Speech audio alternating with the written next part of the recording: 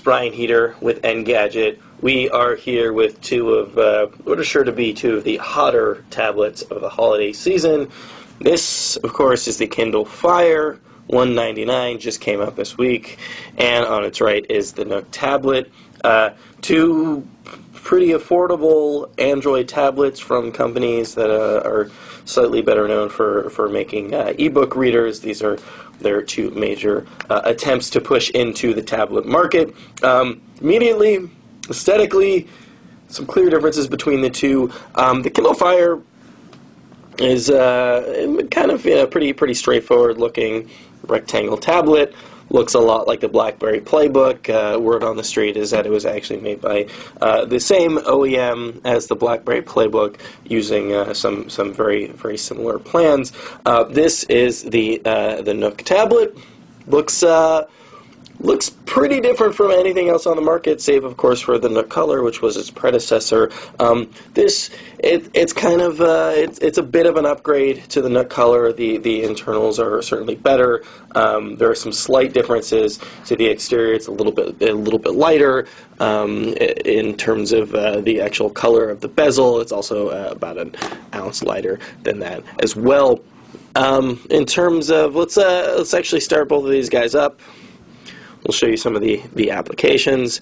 Of course, one of the main functionalities here is reading. So we're gonna just open up a prose book on both of these devices. The reading, pretty similar experience. You can tap in the margins to go forward or back, or just do a swiping motion.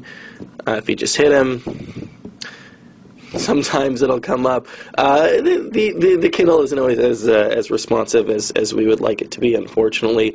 Some more options. You can change the font. You can change the brightness on the Nook. You can hold down on either device on any word, and you can highlight it, look up the definition, things like that. These are all. This is all pretty standard in terms of e-reading. But since they've got these beautiful color screens, you can also do things like magazines, children's books, comic books. Take a look at a magazine. I've got Vanity Fair on here and Harper's Bazaar. The screens are pretty nice on both of these devices. There aren't too many major differences between the two of them, though the Nook does, for the most part, look a little bit brighter. Form factor, maybe not the most ideal for reading magazines with a lot of text on it, but both of these do pinch to zoom, so you can zoom in on the text on both of them as well.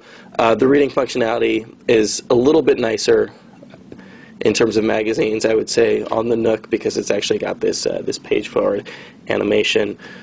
So we're going to actually let's take a look at a children's book on both of these devices. We're going to look at Pop on the Kindle Fire, and it's looking like it's Pete the Cat on the Nook tablet.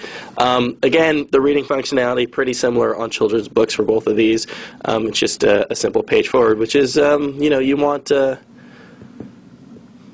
we're at the end of that book. There we go. So you want a pretty simple reading experience when it comes to children's books. One of the nice things, though, that the Nook tablet has, it actually has a built-in microphone, so you can do this read and record functionality. So if you're like a parent and you're away, you can actually record narration on the book, which is a really nice added bonus. We're gonna exit out of here.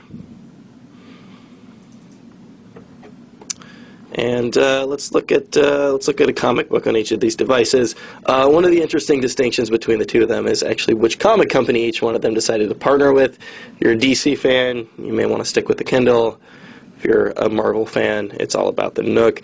The reading experience is a little different here. The Kindle Fire actually took this panel by panel reading mode that you have in the Comixology app, which is actually my preferred way to read comics on a device like this. The Nook is much better for zooming. You can just pinch to zoom in and out, so you can look at the details on each page. It automatically goes back to the standard page format when you flip through, and it's also got this nice little preview pane right here. So a little bit of a trade-off on each of them, which is pretty much the case with everything on these two devices. This is going to be a little hard to demonstrate in these two in this video right now, but if you want a better example of the difference in picture quality when you're streaming videos, do take a look at the text. We've got a nice image up there, which will show you that this is actually one of the big differences between these two devices, is that you've actually got HD quality video on the Nook right here. This is a lot choppier. The motion doesn't render as well, and it's a lot harder to pick up some of the details on the Kindle Fire. So do take a look at that as well. I do want to show you there are some other differences in hardware. As mentioned earlier, the Nook is the more expensive of the two devices. This one is $249. The Kindle Fire is $199. Part of the reason of the price difference is this actually this has some better internals. They both got 1 gigahertz dual core processors on it, but you've got more RAM on this device. For one, this actually has 1 gig of RAM versus 512 on the Kindle Fire. And there are some places where you do notice a difference. Even something as simple as just launching an app on the two devices. So we're gonna launch up Angry Birds Rio on both of these at the same time.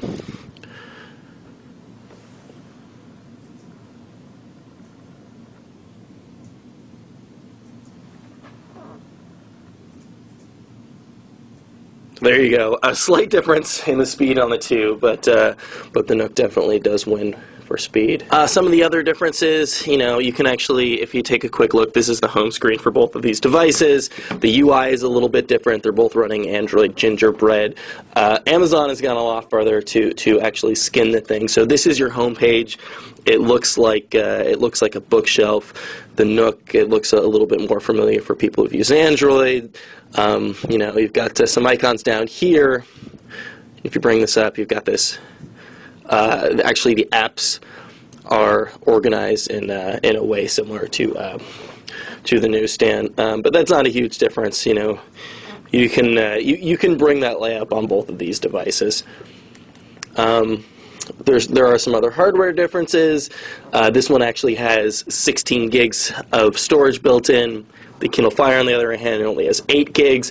It's a little tricky on that front. As we mentioned in a story earlier this week, you can actually only use 1 gig on the Nook to store non-Barnes & Noble content. The other 12 that aren't used up by the OS are actually devoted to Barnes & Noble content. So side loading, you don't have a lot of space for that right now, but you do, on the other hand, have on the rear of the device a micro SD slot, so you can expand